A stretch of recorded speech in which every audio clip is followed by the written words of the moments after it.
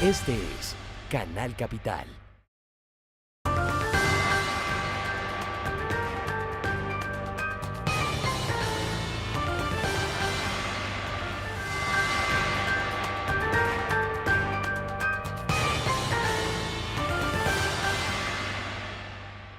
¿Qué tal? Bienvenidos. Les saluda Claudia Palacios. Uno de los asesores que tuvo el equipo negociador del gobierno durante los años que duró la negociación con las FARC y fue Joaquín Villalobos. Joaquín Villalobos es recordado por haber sido combatiente de El Salvador, guerrillero en El Salvador, comandante del ERP, que era parte de las guerrillas que formaban el FMLN, que hace 25 años firmaron un acuerdo de paz. Está hoy con nosotros en el estudio. Joaquín, bienvenido. Hola. Muchas gracias, Claudia, y gracias por darme la oportunidad de dirigirme a los colombianos. Usted había sido muy discreto durante estos 4 años. Creo que le vi una entrevista en un periódico y nada más. ¿Por qué? Porque, cada vez que había que emitir una opinión, un juicio público, pues consultaba si era conveniente, si no era conveniente, porque imagínate ahora lo polémico que es todo con relación al proceso de paz. No siempre es bueno que uno hable. ¿Qué le puede o qué le aportó un exguerrillero a una negociación del lado del gobierno, no del lado de la guerrilla? Porque eso suena un poco extraño, ¿no? Quizá la lógica nos llevaría a pensar que un exguerrillero asesora a guerrilleros para que dejen las armas, sí, y no al gobierno. Esa es una percepción bastante simple y bastante común. Es como cuando se piensa de que pues si tú eres gobierno, pues estás con los gobiernos, y si eres de izquierda, de oposición o guerrilla, pues estás con eso. Mira, no, ni todas las guerrillas son iguales, ni todos los gobiernos son iguales. Son cosas bastante sencillas de entender. O sea, no es lo mismo los gobiernos militares de Guatemala que el gobierno de Colombia. No es lo mismo Pinochet que el gobierno de Colombia, o Uruguay que El Salvador, etc. Entonces, en ese sentido, en los movimientos guerrilleros había también toda una serie de matices y diferencias. Y el movimiento que yo representaba era un movimiento pues, bastante más de centro izquierda.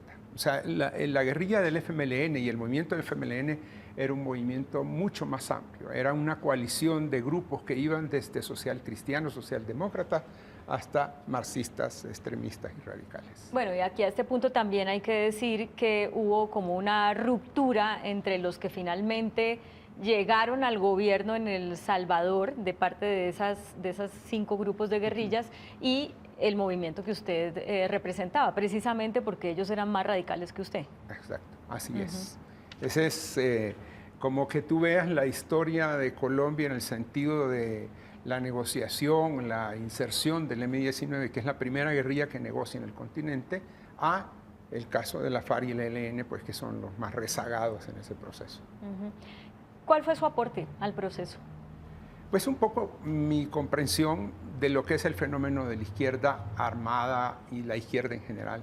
Digamos que ese es un elemento bien importante, y el otro es, pues, a partir de que terminó la guerra en El Salvador, pues he conocido otros procesos. He conocido los procesos en el norte de Irlanda, he estado en Sri Lanka, en Filipinas, he conocido del conflicto en los Balcanes, y todos esos elementos, pues, en los cuales hay a veces elementos comunes, pues me permitieron ayudar. Ahorita viene la implementación de lo que se negoció allá, y cuando uno va, por ejemplo, a Irlanda del Norte, que esta semana justamente estamos sacando un informe sobre lo que es Irlanda del Norte en este momento. O sea, Belfast tiene todavía un muro divisorio, y cuando uno transita por las calles de Belfast todavía ve, digamos, como incluso en las fachadas de las casas la gente hace una declaración: soy unionista o soy separatista. Ya no se matan por eso, pero la diferencia está muy patente. Entonces, uno se pregunta, bueno, estos procesos sirven para que la gente no se mate, pero no sirven para que la gente se comprenda más. Sí sirven, pero eso tarda. Mi país es un ejemplo. Mi país tiene un nivel de polarización. O sea, pasamos de la guerra de tiros a una confrontación política que mantiene al país incluso con poca capacidad de gobernarse. Esa es una cosa a la que ustedes le tienen que poner muchísima atención en Colombia. Yo creo que el riesgo mayor, el mayor peligro de Colombia no está en la seguridad, no está, a pesar de que puedan haber algunos problemas, sino que está en que las élites tengan la capacidad de mantener su política de pacto. Porque la política tiene dos componentes sustanciales, es competencia y es pacto. Pero cuando solo es competencia, cuando hay una polarización, la capacidad de gobernar se agota. Y se agota y entonces al país le empieza a ir muy mal. Y eso sí es muy, muy duro.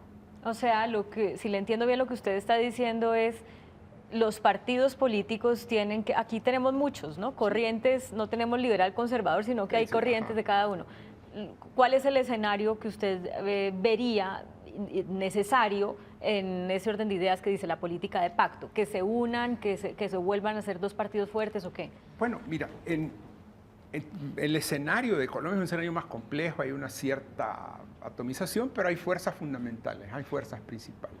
Si esas fuerzas fundamentales del sistema político, no por el tema de la FARC, todo esto, sino por toda la agenda política del país, empiezan a competir desde posiciones extremas, e incluso a negarse la existencia del otro. Es una idea que subyace en la polarización extrema, es que el país sería mejor sin el oponente. Y eso es terriblemente perjudicial, porque el problema es que los países avanzan sobre la capacidad de pactar de sus élites. O sea, el sistema político tiene que funcionar y ese tema no tiene que ver con la FARC. La FARC es un fenómeno político que va a ser marginal, que va a tener una cierta presencia posiblemente en organizaciones sociales, en áreas rurales, pero lo fundamental y lo que sí se siente es la polarización entre fuerzas que están en el sistema y que de este tema de la paz pueden derivar en otros al punto de vetarse y de imposibilitar pues, el tema sustancial, que es la implementación y que es hacer de toda Colombia, porque ese es otro tema. Sí. Usted dice que las FARC tendrán una participación marginal. ¿Por qué lo cree así? Mira, déjame ponerlo como una figura bastante dura desde el punto de vista comunicacional. En toda esta cosa de los debates que han girado en torno al acuerdo de paz, se habla de como que el riesgo mayor es que en Colombia va a resucitar una variable castrochavista, socialista, etcétera, etcétera. En realidad, el acto de Cartagena, en términos claros, era una especie de funeral de la extrema izquierda. Si tú veías gráficamente la situación en la que llega el socialismo bolivariano representado por Maduro, las condiciones en las que llega Cuba y la FARC, o sea, si ves el nivel de desgaste en la cual se combinan tres cosas, el viejo proyecto del socialismo revolucionario cubano, el socialismo del siglo XXI y el elemento de la relación entre la izquierda y la lucha armada, prácticamente lo que ves es que se está cerrando el espacio a los programas radicales y se está cerrando el espacio a la idea de que la izquierda debía actuar con violencia. Eso es lo que se estaba cerrando ahí. Que eso tenía un protocolo y tenía pues es como funeral. O sea, ¿usted lo ve como que las FARC perdieron la guerra? Sí, efectivamente, sí. Eso es muy duro que lo diga un exguerrillero, porque saben los que estuvieron en armas lo duro que es decir, fui vencido, perdí. De hecho, las FARC se han cuidado de eso, por eso no se habla de una ceremonia pública de entrega de las armas y en el lenguaje no se maneja, incluso creo que el presidente lo ha dicho, aquí no hubo vencedores ni vencidos, ¿no? Pero usted lo ve de una manera distinta y usted fue guerrillero. Esto también es como un mensaje suyo a las FARC personal. No, el problema es que cuando se plantea el tema de la polarización, que es el tema de la agenda de la siguiente etapa, levantar a la figura de la FARC, la idea de la FARC como una amenaza estratégica al Estado y al sistema político colombiano es un absurdo. Eso sí es un absurdo. O sea, pensar que esta idea de Timochenko presidente es completamente ridícula. Eso no tiene ningún sentido. pero nosotros hemos visto otros países de la región, como es el suyo, El Salvador, donde quienes estaban en armas sí llegaron a la presidencia, no de manera inmediata. El FMLN se demoró ¿cuántos años? 20. En llegar a 20 años en llegar a la presidencia. 10 años de guerra y 20 para transformarse y ser elegible. La FARC lleva 52 años en guerra. Pues si usáramos una fórmula matemática diríamos que a la FARC le puede tomar un siglo el proceso de construcción de credibilidad. No, eso no tiene ningún sentido. ¿No va a pasar? Y no hay ninguna, ni la más remota posibilidad de que eso ocurra. Incluso el tiempo de capacidad de transformación política de la FARC para adecuarse al sistema es tan prolongado que supera la edad biológica de sus dirigentes. Así de... ¿Cómo, usted es un crítico desde hace años del socialismo del siglo XXI, ¿verdad? No congenia. De la extrema izquierda. De la extrema izquierda. ¿Cómo ve que esos regímenes de extrema izquierda afecten el proyecto de las FARC? Esos regímenes, me hablo yo ya en el gobierno. Venezuela, el mismo Salvador, bueno, no es un régimen, pero ahí está la izquierda, Nicaragua y otros países donde la izquierda ha llegado al poder, Uruguay, por ejemplo. Mira, el fenómeno de izquierda como proyecto político, hay dos componentes esenciales, el de la democracia y el del mercado, para todas las fuerzas, pero digamos la izquierda en esos dos terrenos. O sea, estamos hablando, la aceptación del mercado, si tú quieres regulado, pero la aceptación del mercado como tal, como elemento vital de la economía. Y el segundo es la democracia. Cuando esos dos elementos están en cuestión por parte de la izquierda, esos proyectos tienden a fracasar. Solo en una comparación de los fenómenos que se conocen como bolivarianos. ¿Cuál es el lugar donde el mercado fue rechazado de manera más contundente, donde hubo más expropiaciones, donde se aplicaron políticas que correspondían, que no debían haberse hecho nunca? Es donde el desastre está en las condiciones más terribles, que es Venezuela.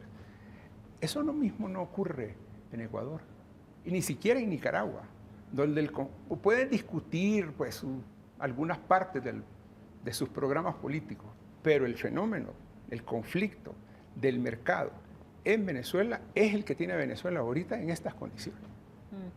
Hablemos del caso de El Salvador. Mucha gente, incluso de los que hicieron campaña por el no, decían, uno de los argumentos es que mire cómo están los países de la región donde han firmado acuerdos de paz, mire cómo está El Salvador lleno de maras, mire la situación todavía polarizante y corrupta de Guatemala.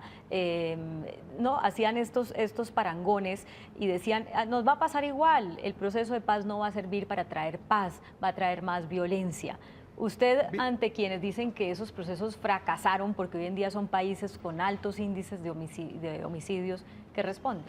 Mira, en primer lugar creo que es importante ver a Colombia desde una perspectiva, o sea, antes de referirme al tema de esos países, quiero ver a Colombia de los 80 para acá. De los 80 para acá Colombia tiene una progresión lineal,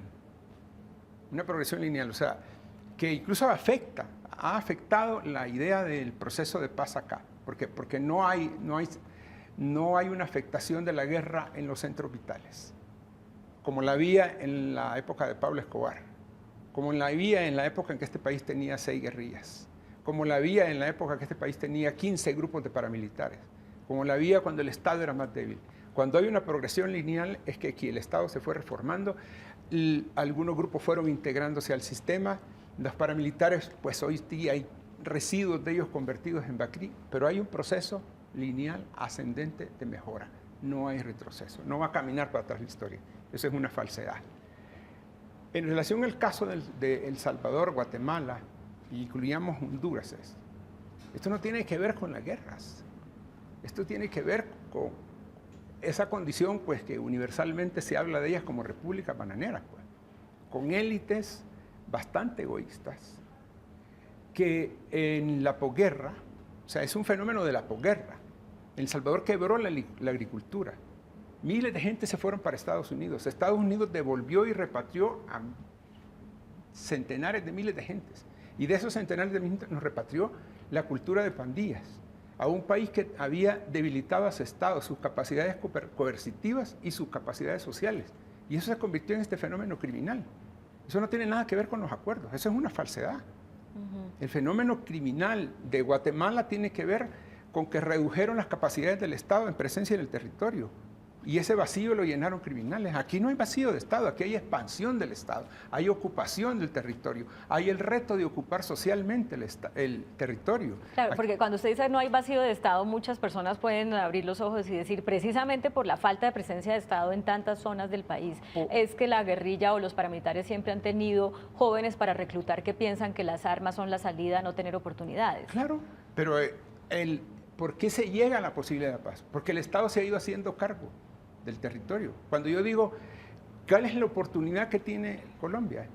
De ser un solo país, de ser toda Colombia, Colombia. Aquí han habido dos países, dos realidades, una Colombia sofisticada, urbana, y una Colombia rural, profunda, salvaje. De eso se trata esto. Entonces aquella es otra realidad, aquella es una realidad que coincidió el acuerdo de paz con el momento en que hacer pequeño al Estado era la moda. Si sacamos el fenómeno de las maras y de la violencia, o sea, si dejamos de asociarlo, como lo asocian algunos, al fracaso del acuerdo de paz en los países de Centroamérica, ¿usted diría que esos acuerdos, en qué medida se lograron implementar, en qué medida fueron exitosos y en qué medida fracasaron? Mira, fueron exitosos, totalmente exitosos, el cese de fuego, los programas de reinserción. No hay ninguna relación entre desmovilizados y pandillas. Los pandilleros son jóvenes que se fueron a Estados Unidos, sus familias, o sea, es otra generación. O sea, no hay grupos criminales de la guerrilla o de los exmilitares vinculados al fenómeno criminal. Es otra cosa. Pero, ¿qué hay de positivo de los acuerdos, de lo que se implementó? La reforma que se hizo de la policía y el ejército. En El Salvador no hay crimen organizado. O sea, nosotros no llegamos a conocer lo que ustedes vivieron, que es la penetración de grupos criminales en el Estado. Eso no lo tenemos. Y si lo tenemos en una forma bien marginal. ¿Y por qué? Porque se depuró al ejército, porque se reformó las policías. Eso fue el elemento del corazón del acuerdo de El Salvador y eso nos impide estar, digámoslo pues de una manera dura, menos peor que Guatemala y Honduras. Allí no se reformaron los ejércitos, se los redujo y los ejércitos y las policías tienen relación con el crimen. En El Salvador no es ese el caso. En los acuerdos también se contemplaba lo que siempre piden las guerrillas, la equidad, la justicia social, y eso no se cumplió. No, mira, no.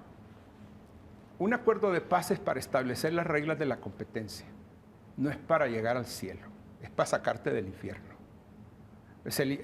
Y eso está determinado por la confrontación en la cual, o sea, ¿y cuál sería el chiste de que lleguemos a un acuerdo en el cual nos ponemos, digámoslo, repitiendo la palabra, valga la redundancia, de acuerdo en todo? Eso no tiene chiste.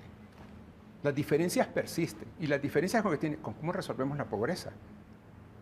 Hay una visión conservadora de derecha, hay una visión de la izquierda, ¿va? Que tiene más sensibilidad, que es más compasiva. Entonces, en esa confrontación, pues tiene que salir un proyecto, unas veces va a cargar, unas veces va a ser más escuelas y otras veces ser más carreteras, pero hay que estar pactando. Entonces, esa idea de que del acuerdo debe salir un país que se va a resolver la pobreza automáticamente, no. Lo que sale es que la competencia va a ayudar, la competencia en paz, sin armas, va a ayudar a que se resuelvan los problemas. Pero Joaquín, si uno ve el acuerdo de Colombia, pues sí se menciona la palabra equidad, se menciona el tema de un fondo de tierras, todo apuntándole no solamente, o sea, el acuerdo tiene 6 puntos. Uno de los puntos apunta al tema de justicia y cómo estas personas que estuvieron en armas no tengan el castigo que tiene cualquier criminal. Ese es un punto. Pero hay otros puntos que sí le apuntan claramente a resolver los problemas de la falta de justicia y de la falta de equidad y de la falta de oportunidades. No, la falta de equidad, la falta de oportunidades es un elemento central de la pacificación estratégica del país en cualquier condición. Pero el tema que tiene que ver con el acuerdo de paz en sentido específico es la pacificación del campo. Mi país es muy pequeño y sin embargo tenían problemas de catastro, de definición quién es dueño de cada qué. Y prácticamente tenemos el país sabiendo quién es el dueño de cada pedacito de tierra que hay. ¿Es esa la realidad de Colombia? O sea, aquí en los alrededores de Bogotá yo sé que hay gente que puede agarrar un terreno y empezar a venderlo. Eso es fuente de conflictos. Entonces, el tema del desarrollo del campo tiene mucho que ver con este tema de la propiedad, con el tema de los créditos, con el tema de activar a esa zona de conquistarlas, de integrarlas. Y eso es el acuerdo. El acuerdo tiene que ver con el desarrollo rural y ese sí es un consenso perfectamente factible. En Colombia se ha dicho mucho y lo hemos dicho en los medios, ya ellos negociaron, ahorita nos toca a nosotros, a toda la sociedad, construir paz, independientemente de que estemos o no de acuerdo con el acuerdo. En el caso de los otros países donde se negociaron acuerdos de paz, donde no se le daba tanta importancia a las víctimas, donde de hecho todavía hay unas deudas de verdad grandes, y sí, sobre todo de verdad, ¿qué papel jugó la sociedad civil en la implementación de los acuerdos que nosotros pudiéramos decir, eso estuvo interesante, emulémoslo acá? O nada, o nosotros tenemos que inventar ese modelo. Yo creo que están inventando. Yo creo que lo que ustedes tienen es mucho más elaborado, más sofisticado, más pensado, más articulado que lo que se hizo en Guatemala, que se hizo en El Salvador, que lo que se hizo en Nicaragua con la Contra. Pues no hay un precedente. No hay un precedente, por ejemplo, en el tema de justicia transicional, que es un concepto muy nuevo, que se haya implementado en otras partes. O sea, en ese sentido yo creo que van a tener que seguir inventando. O sea, y el tema de unir al país, de hacer de estas realidades una sola realidad, es el tema fundamental. Tienen una oportunidad enorme. Este es un país extraordinario, con unas riquezas en la profundidad rural extraordinarias, lo que tienen que integrarlo. En todo caso, para ser realistas, y precisamente por lo que usted dijo ahora, un acuerdo de paz no es para que al otro día ya se acabó la pobreza y ya hay paz, ni nada de eso. A pesar de todo se crea como una expectativa, ¿no? De que el país, tenemos que empezar a ver algún cambio y como eso no va a pasar en lo inmediato, yo creo que viene un tiempo de decepción, que puede ser tener un manejo un poco difícil. Y ahí de nuevo, por ser nosotros un país que es corredor estratégico del negocio de la droga, llegan grupos con intereses de sacar ese dinero que da la droga, pero siempre necesitarán soldados, siempre necesitarán jóvenes a quienes reclutar. Usted que fue un joven que decidió un día estar en armas, que estuvo en armas, que hizo lo que hizo, pero que decidió dejarlas, ¿qué le diría a tantos jóvenes colombianos que van a tener la tentación y la posibilidad de ser reclutados ya no por las FARC, sino por otros grupos violentos? Mira, yo creo que primero, ¿qué le diría a las élites del país? Que tienen que trabajar para darles oportunidades a esos jóvenes, para que no tomen eso. O sea, no es un asunto moral de esos jóvenes. O sea, mira, yo conversé con desmovilizados de la FARC y las preguntas que les hacía es, ¿había juez? ¿Había escuela? ¿Había puesto de policía donde ustedes estaban? No. ¿Qué era lo más importante que había? Ah, bueno, los guerrilleros de la FARC. O sea, la FARC era el principal empleador. Y en otras regiones el principal empleador pues, han sido los narcotraficantes. O sea, en otras zonas los principales empleadores pueden ser grupos criminales. O sea, crimen, pues ni modo, va a seguir existiendo. Eso es difícil. De lo que se trata es que sea marginal. Y para que sea marginal, lo que hay que aumentar es las oportunidades para esa gente. Por eso esta parte que tiene que ver con equidad, que tiene que ver con desarrollo, que tiene que ver con conquista del campo, que tiene que ver con infraestructura, que tiene que alcanzar todo el país, que tiene que comunicarlo, es fundamental. Entonces, estos jóvenes que pueden ahora enfrentar una situación o un dilema, tienen que tener antes por lo menos otra opción. Eso es si cierto. no la tienen, pues entonces el juicio deja de ser ya moral. Sí, Joaquín, eso es cierto, pero también hay muchos colombianos en pobreza y con falta de oportunidades que no han decidido ese camino, que han luchado la vida y que han salido adelante o que han seguido siendo pobres sin meterse en armas. Y yo creo que es importante que de excombatiente, que fue joven con esas ilusiones y con esos sueños, a una persona que decidió que en algún momento, un adulto que dijo por ahí no es, salga un mensaje para esos jóvenes que tienen finalmente la posibilidad de decir sí o de decir no. Pues mira, nosotros no vivimos el tema del narcotráfico, nunca El Salvador ha sido, eso no llegó, no infestó ni al sistema ni a la guerrilla, o sea, nuestro proceso fue completamente diferente.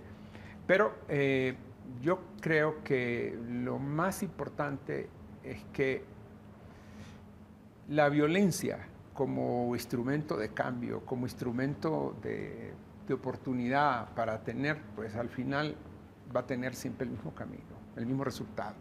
Va a llevar a ellos, a sus familias, a la sociedad, a una situación destructiva de compromiso. Ese es el punto fundamental. ¿Usted está arrepentido de haber estado en armas? No, porque mira, sí que en mi país, ¿por qué hubo guerra? No, nunca me he arrepentido de haber estado en armas, en ningún momento. O sea, en mi país mataron al arzobispo, cometieron masacres hasta de 900 campesinos en 2 días. O sea, fue una cosa horrible. O sea, no habían, o sea, nosotros teníamos claramente gobiernos militares. O sea, por eso decía, hay gobiernos y hay gobiernos. O sea, son cosas completamente Pero distintas. aún así dice, no es por la vida de las armas, o sea, Porque ya no. No, en el caso de Colombia hay partidos políticos, hay representación, hay un acuerdo con las guerrillas, hay una fuerza pública que se ha venido transformando. En esas condiciones no tiene ningún sentido. Es un suicidio para ellos y sus familias. O sea, en aquellas condiciones que además no existen ya en ningún lugar de América Latina. O sea, en ningún lugar de América Latina ahora, mira la situación que hay en todo el continente. Las izquierdas han llegado por vía electoral al gobierno. Es difícil saber dónde no han llegado. Paraguay Aquí. llegaron acá, sí, es cierto, acá. Pero bueno, han estado gobernando Bogotá por muchos años. Sí, es Y cierto. tienen representación y reformaron la Constitución con un acuerdo de paz. O sea, sin necesidad de disparar un tiro. Joaquín, muchas gracias por acompañarnos. Buen viaje. Bueno, gracias. Muchas gracias a ustedes también. Sigan con nosotros.